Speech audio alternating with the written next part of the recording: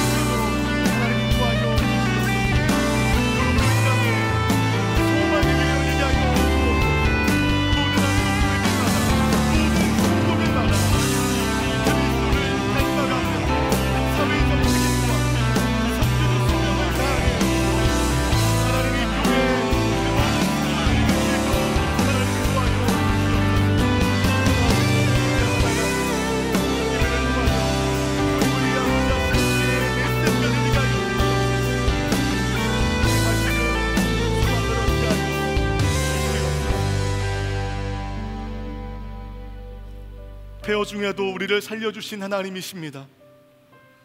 죽을 것 같은 인생의 위기 속에서도 우리를 넉넉히 살려내주신 하나님이십니다.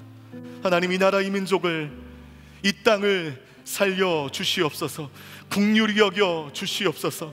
진영 갈등으로 나뉘어져 있는 우리의 인본주의적인 마음들, 분열의 영들, 갈등의 영들, 어둠의 영들 떠나가게 하여 주시고, 우리 안에 하나님을 경외하는 그 마음이 회복되어지는 시간이 되게 하여 주옵소서. 코로나19로 인하여 말할 수 없는 경제적인 어려움 가운데 있는 수많은 사람들을 기억하여 주옵소서. 정부 정책에 지혜를 주시고, 이 위기로 인하여 자영업자들과 소상공인, 경제적 위기에 봉착한 모든 사람들의 삶에 주님 회복을 더하여 주시옵소서. 이 어려운 시기에 우리의 영성이 회복되어지고 하나님께 더 가까이 나가는 우리의 믿음이 회복되어지는 시간 되게 하여 주옵소서.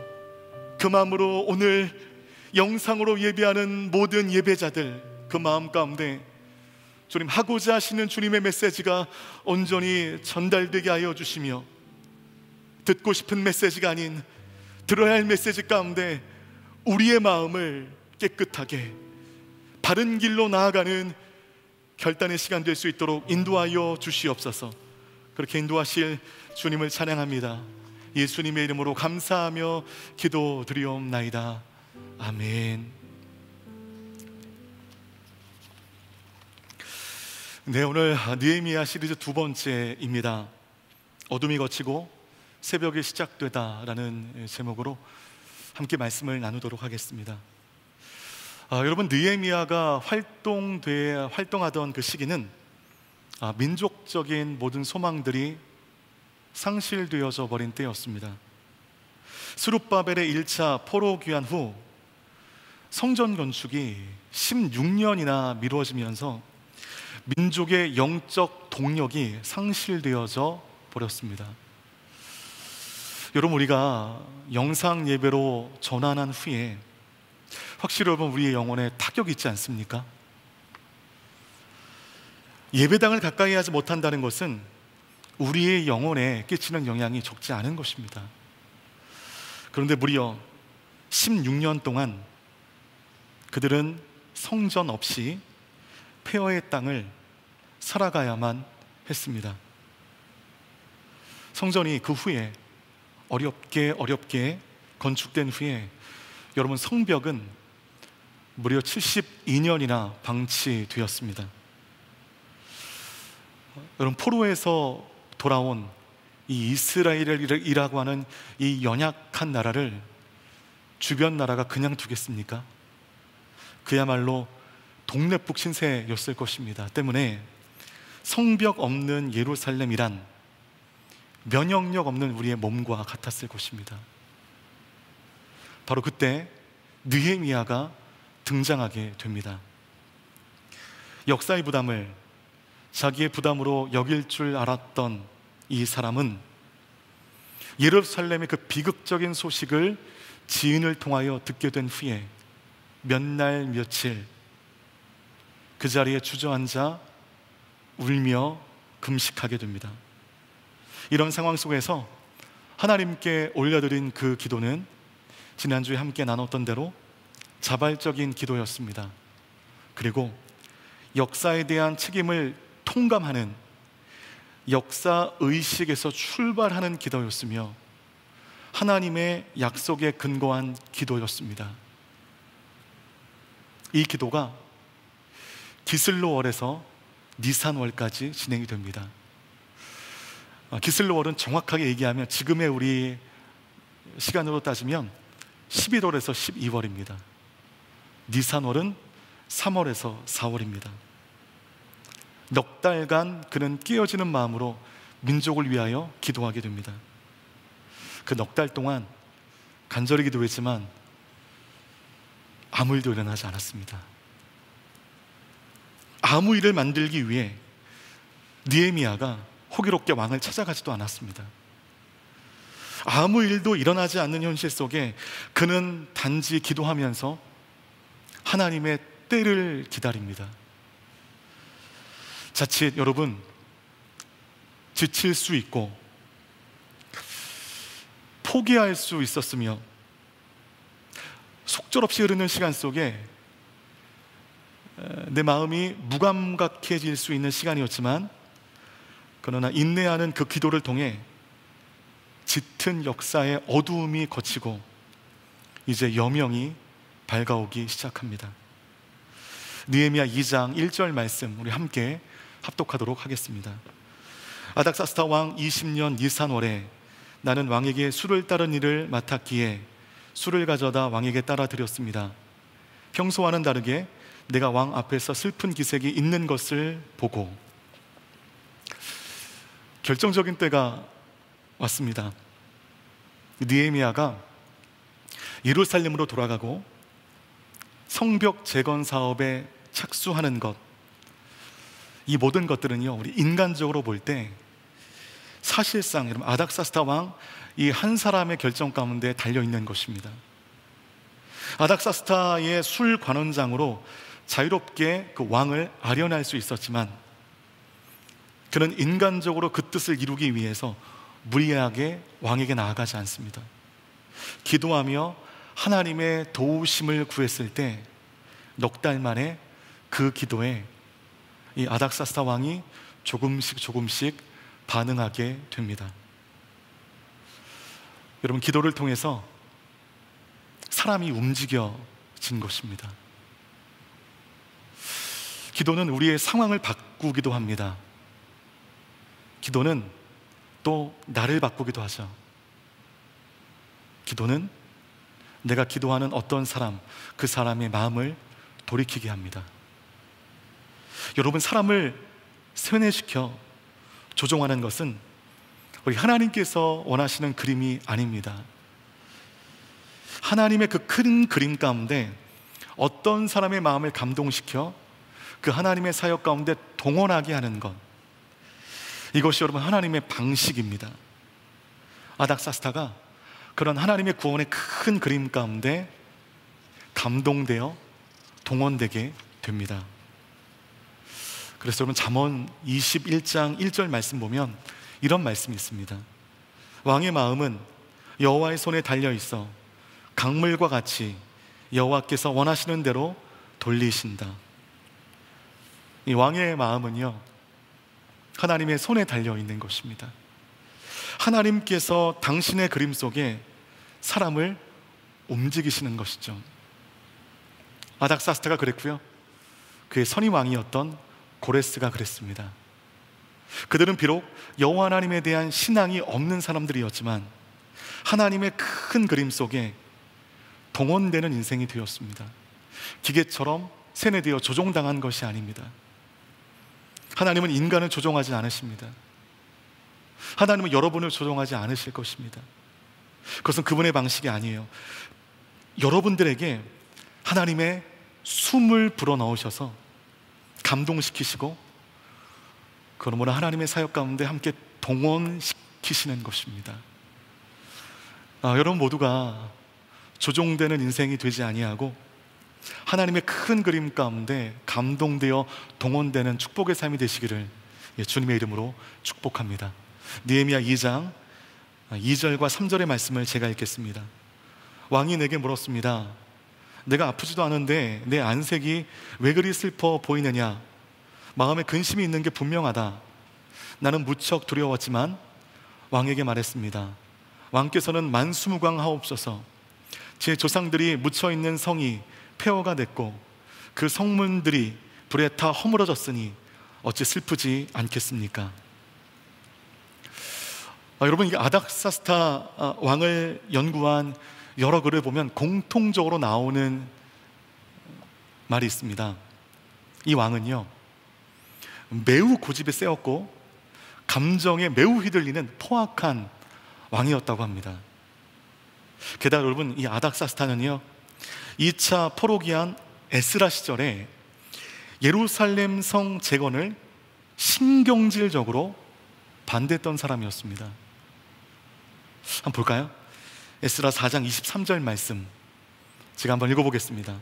아닥사스다 왕의 칙서 사본을 읽은 르훔과 비서관 심세와 그 동료들은 당장 예루살렘의 유다 사람들에게 달려가 강제로 그들을 내쫓고 성전 짓는 일을 중단시켰습니다.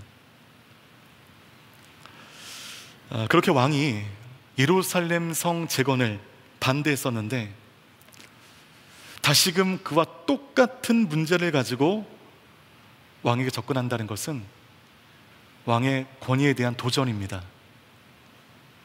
이랬다간 고집이 세고 포악한 이 왕의 노여움을 살 수 있습니다. 아하수에로 왕은요, 그 마음이 불편해서 그 자리에서 왕비를 폐위시켜 버리지 않았습니까? 절대적인 권한을 가진 이 왕을 노엽게 하면 아무리 신뢰받는 술 관원장이라 하여도 목숨을 부지하지 못합니다. 때문에 지금 느헤미야가 할 수 있는 것은 기도하면서 그 때를 기다리는 것뿐입니다. 그렇게 넉 달 동안 다만 기도했을 때 침묵하신 것처럼 보였지만 쉬지 않으신 하나님께서 이제 미션 임파서블, 불가능한 일을 당신의 방식으로 하나하나 이루어 가십니다. 그래서 여러분, 지도자의 부류, 리더의 부류를 보면 두 가지 형태로 나타납니다. 첫 번째는 과업 중심의 지도자고요, 두 번째는 사람 중심의 지도자입니다. 우리는 느헤미야를 단 52일 만에 성벽을 세운 과업 중심의 지도자라고 알고 있지만, 그러나 그는 성벽을 재건하는 과정 속에 발견되어지는 그의 지도력을 보면 그는 사람 중심의 지도자였습니다. 그는 사람을 감동시키고 그를 큰 그림에 동원하게 하는, 같은 뜻을 품고 나아가게 하는 사람 중심의 지도자였습니다. 기도함으로 그 사람의 마음을 변화시켰고 충성하며 신실하게 섬기며 사람들의 마음을 감동시킬 줄 아는 지도자였습니다. 우리 예수 그리스도를 보십시오. 과업 중심의 지도자라고 볼 수 있겠지만 예수 그리스도야말로 사람 중심의 리더였습니다. 어느 도시를 방문하고 사람을 만나고 그의 삶의 결핍을 채우고 그를 변화시키고 그를 재생산하며 다시 삶의 현장으로 복귀시키는 우리 예수 그리스도야말로 사람 중심의 지도자였고, 그분을 만나 우리가 이처럼 변화된 것 아니겠습니까? 때문에 여러분, 세상을 변화시키는 것은 과업을 따라가는 삶으로 인함이 아닙니다. 물론 과업 중심의 지도자도 필요합니다. 그러나 세상을 바꾸는 것은 사람 중심의 삶, 사람을 귀하게 여길 줄 아는 그 마음이 세상을 변화시키는 것입니다. 여러분 모두가 과업 중심의 지도자가 아닌 사람 한 명 한 명을 귀하게 여길 수 있는 그 사람에게 하나님의 숨이 불어넣어지고 그 사람을 하나님의 큰 그림 가운데 감동시키고 동원시키는 이런 사람 중심의 지도자 되시기를 축복합니다. 그래서 1장과 2장에서 발견할 수 있는 느헤미야의 아주 탁월한 지도자상은 그는 사람을 감동시키고 그를 하나님의 구원 사역에 동원시키며, 또 중요한 것은 그는 계획할 줄 아는 지도자라는 것입니다. 우리 4절 말씀 함께 합독하겠습니다. 시작. 왕이 내게 물었습니다.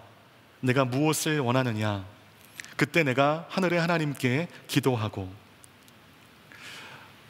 그렇게 기다렸던 절호의 기회가 찾아왔습니다. 넉 달 동안 기도했던 그 기도의 응답이 이제 느헤미야 앞에 오게 된 것입니다.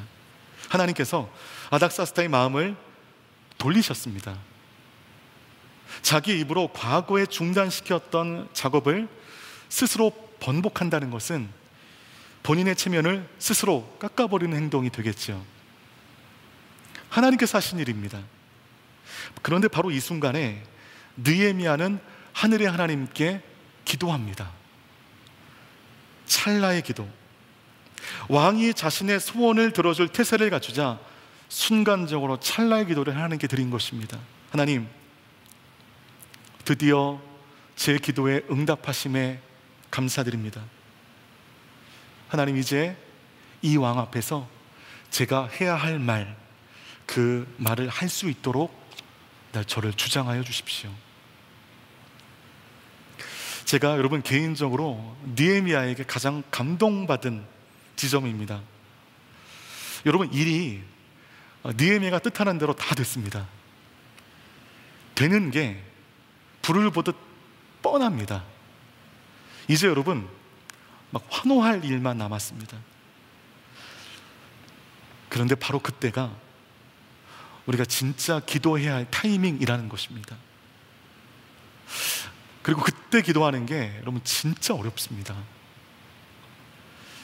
우리가 빠지는 함정이 있는데, 일이 아주 순조롭게 나의 뜻대로 진행된다고 할 때 이 모든 것을 잘 되고 있으니 무조건 하나님의 뜻이다 라고 받아들일 때가 있다는 것입니다. 대표적으로 실수한 사람이 있죠. 그 유명한 사도 바울입니다. 전도 여행 중에 바울이 가는 곳마다, 복음 전하는 곳마다 막 역사가 나타나고 복음의 개종자들이 막 늘어나는 것입니다. 너무너무 사역이 잘 되는 거죠. 그가 하는 모든 사역에 대한 확신을 가질 찰나, 성령님께서 그의 길을 막으십니다. 가는 곳마다 잘 되니 자기가 결정하여 판단한 그 길이 하나님께서 원하시는 길이다라고 착각했을 때 꿈에 마게도냐 환상을 보여주시면서 성령님께서 그 행로를 바꾸게 하지 않으십니까? 그러니 여러분, 참된 꿈, 참된 비전이라는 것은 나의 의지와 나의 계획이 관철되는 것이 아닙니다. 하나님의 계획 가운데 내가 설득당하는 것입니다. 우리는 늘 나의 계획이 관철될 수 있도록 하나님을 설득하는 마음으로 기도합니다. 근데 여러분, 참된 기도는 내가 어떤 계획과 어떤 뜻이 있는지 모르겠으나 그 기도를 통해서 하나님의 뜻 가운데 내가 바뀌는 것입니다. 이것이 진정한 기도입니다. 느헤미야가 참 신비로운 인물인 것이, 그가 이방 땅에서, 여호와 하나님을 예배하는 사람들이 많지 않은 그 이방 땅에서 그렇게 오랫동안 관료 생활을 했지만 하나님에 대해서 이처럼 순수한 마음을 잃지 않았다는 것이 너무 신기합니다. 그런 찰나의 기도를 드린 후에 느헤미야는 거칠 것 없이 자기의 의견, 이제까지 준비했던 자기의 의견을 아닥사스다 왕에게 말합니다. 우리 5절 말씀 함께 읽겠습니다. 시작. 왕에게 대답했습니다. 왕께서 기뻐하시고 종이 왕께 은총을 입었다면 왕께서는 저를 조상들이 묻혀있는 유다 땅으로 보내 그 성을 다시 건축하게 하소서.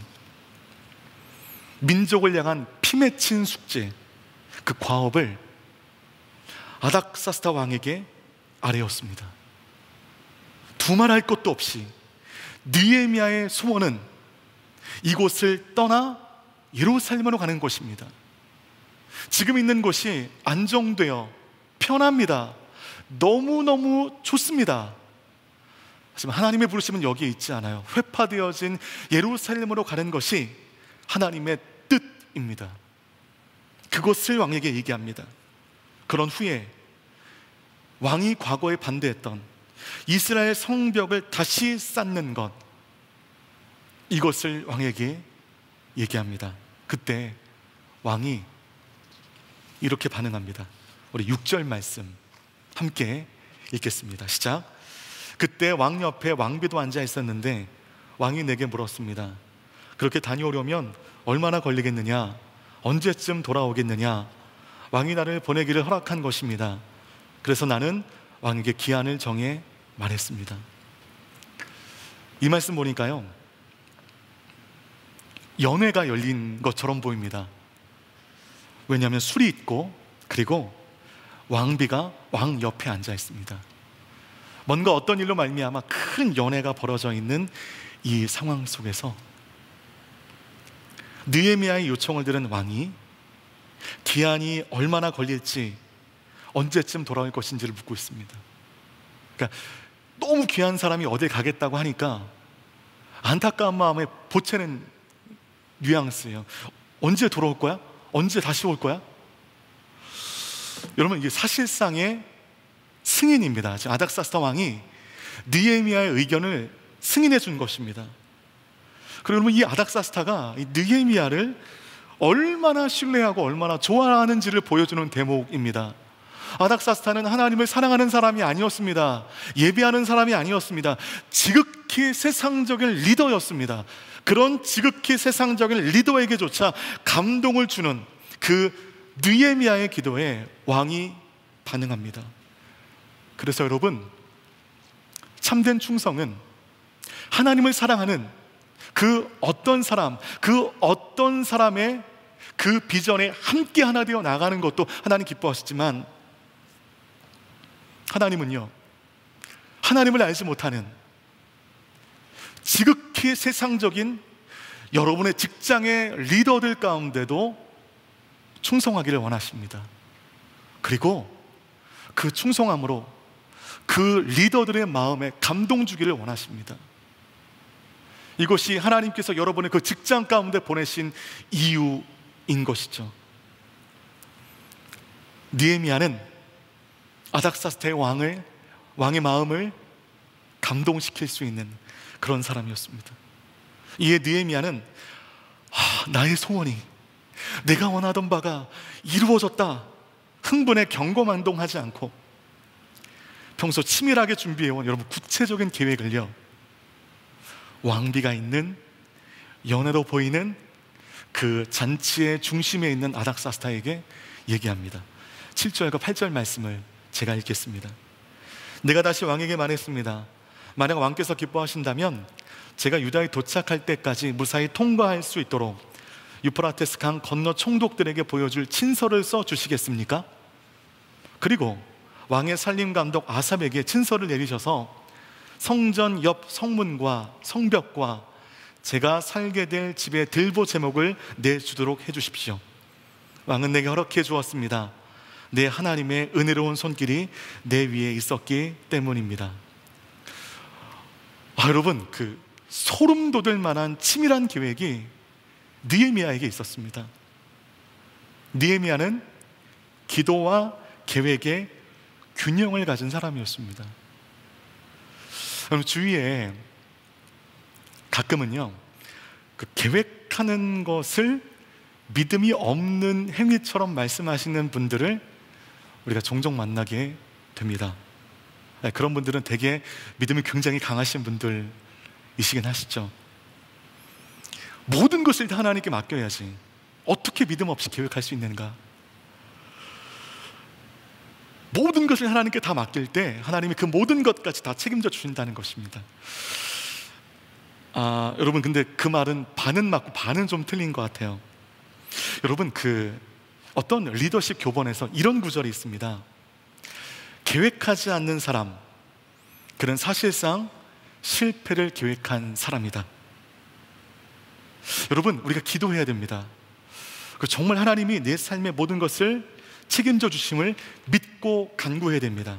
그런데 기도하되 하나님께서 뭘 해줄까? 라고 물으실 것을 예측하며 계획하는 것은 불신앙이 아닙니다. 기도하되 계획해야 한다는 것이죠. 하나님은 기도를 위해, 기도를 통하여 기지개를 피십니다. 그리고 우리가 준비한 계획을 통하여 일하십니다. 여러분, 기도하십시오. 그리고 계획하십시오. 여기서 우리는 영적 지도자가 빠질 수 있는 두 가지 극단의 형태를 만나볼 수 있습니다. 기도하지 않고 계획만 하는 사람 있죠. 이런 지도자는요, 인본주의자입니다.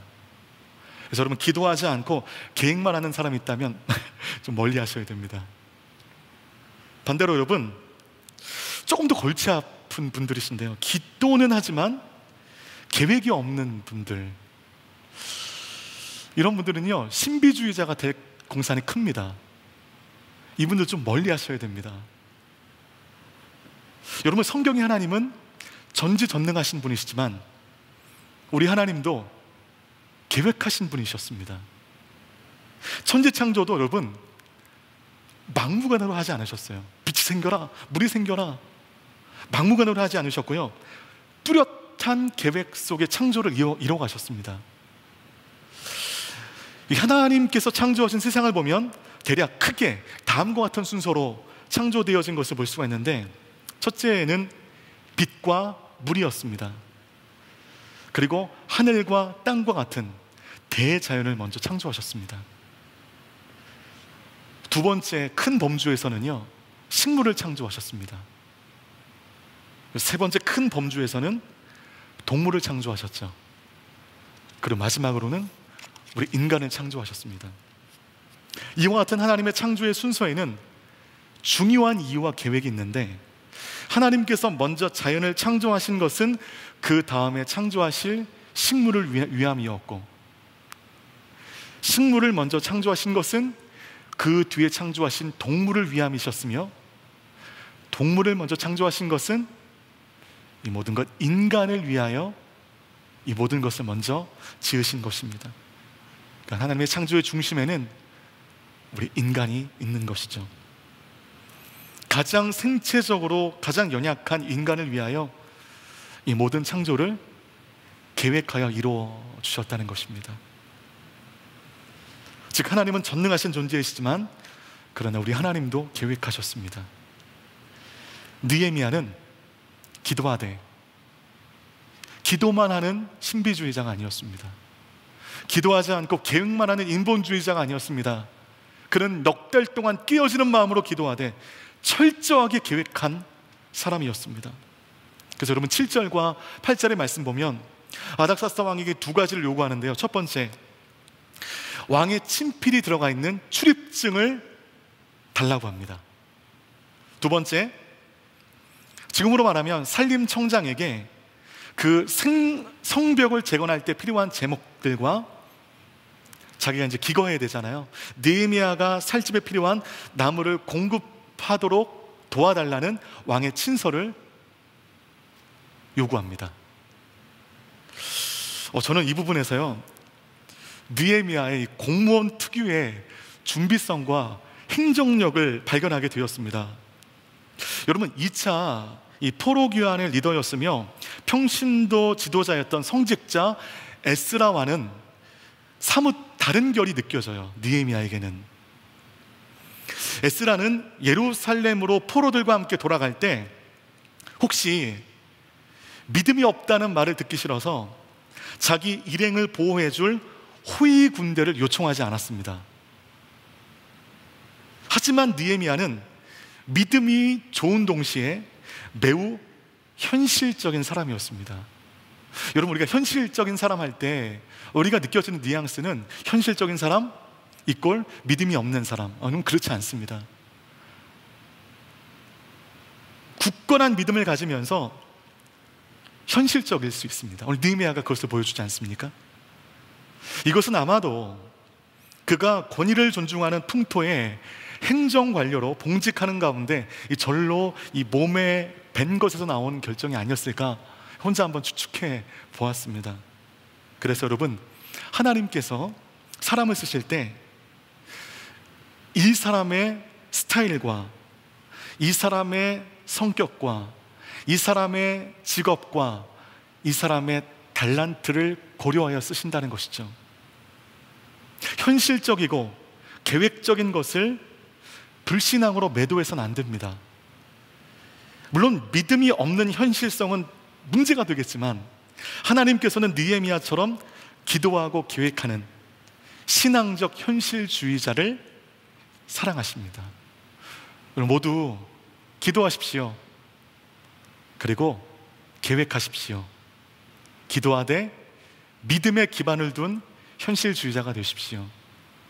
그럴 때 여러분, 우리의 삶의 실수는 적어질 것이고 그 내가 세운 그 믿음의 계획 속에 하나님은 하나하나 구체적으로 일을 이루실 것입니다. 느헤미야 2장 8절 말씀 함께 읽겠습니다. 시작.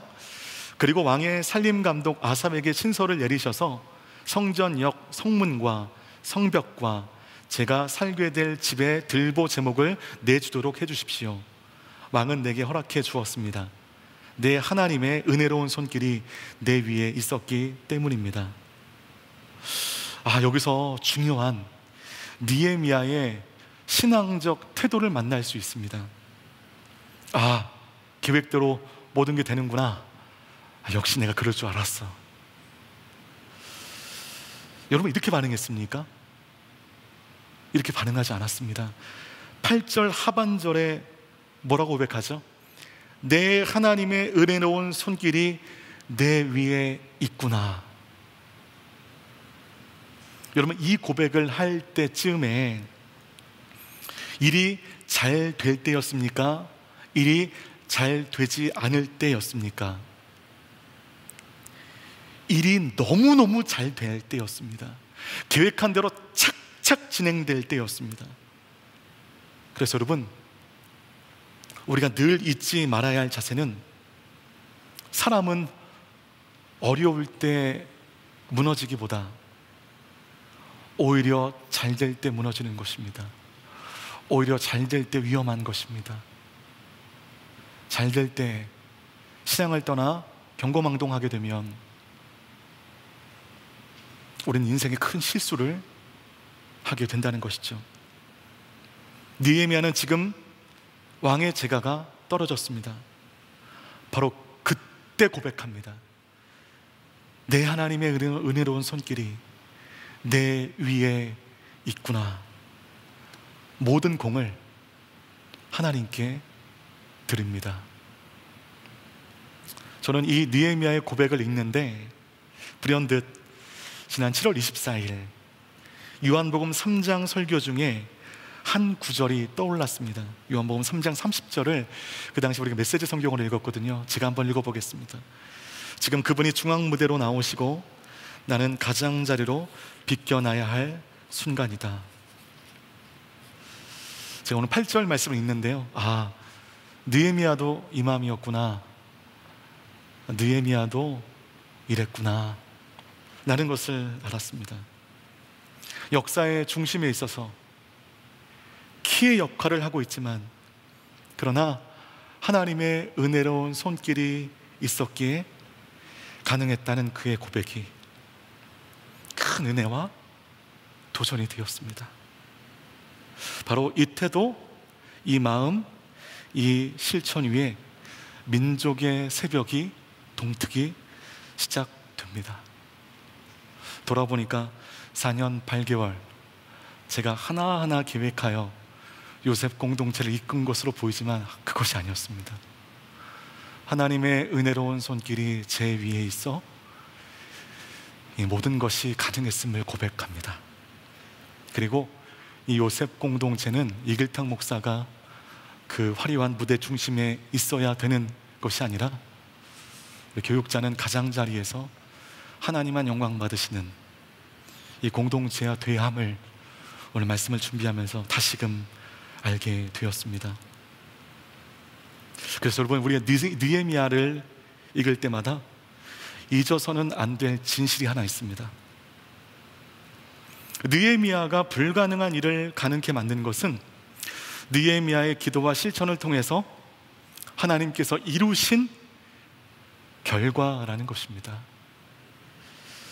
하나님의 은혜로운 손길이라고 표현했지만, 여러분, 느헤미야서에는요 초자연적인 기적이나 신비한 예언들이 나오지 않아요. 다만 준비된 지도자, 겸손한 지도자, 기도할 줄 알았던 지도자, 그리고 행동할 줄 알았던 지도자를 통해서 하나님께서 이루신 신적인 사건이 느헤미야의 삶이었던 것입니다. 근데 여러분, 우리가 기억해야 될 것은 하나님의 뜻이라고 늘 탄탄대로가 되는 건 아니에요. 마지막 우리 10절 말씀을 함께 읽겠습니다. 호론 사람 산발랏과 관리인 암몬 사람 도비아가 이 소식을 들었습니다. 어떤 사람이 이스라엘 족속의 재건을 위해 왔다는 말에 그들은 심기가 몹시 불편해졌습니다. 거대한 복선이죠. 이 하나님의 일이 이렇게 아름답고 은혜롭고 순적하게만은 진행되지 않을 것임을 알려주는 암시입니다. 우리가 선한 의도를 가지고 그 의도를 하나님께서 기뻐하신다고 모든 일들이 순적하게 잘 되는 것은 아닙니다. 하나님께서 기뻐하시면 하실수록 어쩌면 난관은 더 클 수 있습니다. 더욱더 깨어지는 마음으로 기도해야 할 그 기도의 시간들이 길어질 수가 있습니다. 기도하는데 하나님 침묵하신 것처럼 느껴질 때가 있습니다. 그러나 일이 계획대로 착착 되어질 때조차 내 하나님의 은혜로운 손길이 내 위에 있었다 라고 고백할 수 있는 사람이라면 과정 가운데는 역경이 있을 수 있겠지만 그러나 승리가 기정사실인 줄 믿습니다. 그 고백 위에 개인의 역사와 민족의 역사에 드리워졌던 그 짙은 어두움이 서서히 걷히고 새벽이 시작되는 줄 믿습니다. 저 멀리서 동이 트기 시작하는 것입니다. 느헤미야의 승리, 느헤미야의 역경, 느헤미야의 돌파를 통해 내 삶의 길을 발견하는 우리 요셉 공동체 모든 예배자들 되시기를 주님의 이름으로 축복합니다. 기도하겠습니다. 하나님 앞에 기도할 줄 아는 사람, 과업을 위해 계획할 줄 알았던 사람, 하나님의 구원의 큰 그림에 사람을 동원하고자 했던 사람, 느헤미야는 역사의 새벽을 밝힌 사람이었습니다. 하나님 아버지, 인생의 장벽이 무너져 어려움 중에 있는 예배자들 가운데 느헤미야의 은혜가 있게 하옵소서. 화려한 탄탄대로 위에서도 아무것도 되지 않는 현실 속에서도 늘 내 하나님의 은혜로운 손길이 내 위에 있었다라고 고백하는 내가 되게 하여 주옵소서. 우리 작은 소리로 여러분이 계신 예배의 처소에서 우리 함께 기도하도록 하겠습니다.